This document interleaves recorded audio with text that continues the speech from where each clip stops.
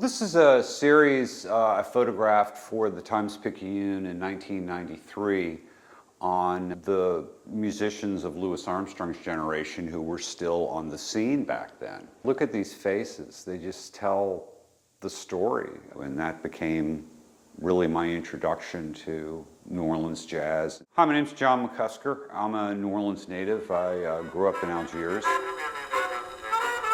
Listening to this music that spoke of this place, you know, it was an artistic creation, New Orleans jazz, that came from the people.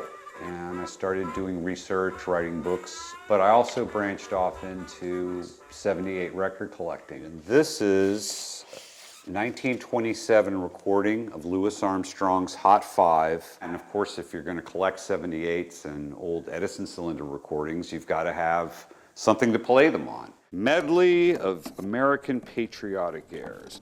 If this was 1895, 1900, and you wanted to listen to a record, you'd go and buy your record at the record store, and inevitably it would be an Edison. And there is the record.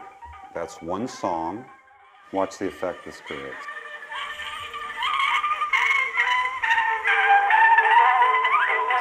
Now the Victrola was an innovation. In 1917 alone, the Victor Company made 500,000 of this model alone.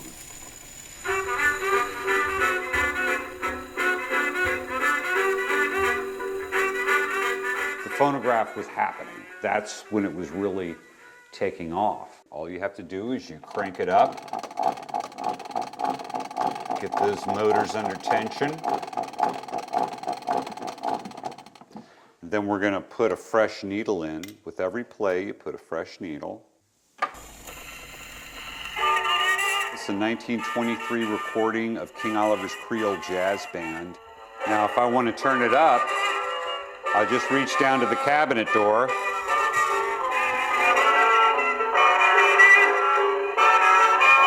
And if your mom says turn the music down, you just close the door.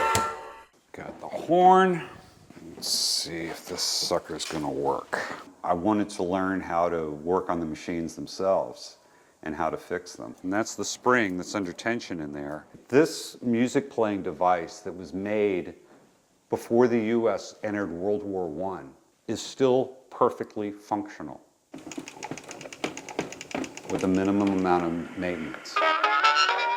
For the last 25 years, I've been running the city's oldest jazz history tour, and I'm hoping now to, at some point, open a gallery that will feature my photography of the New Orleans music scene, but also highlight the phonographs and jazz history. So stay tuned.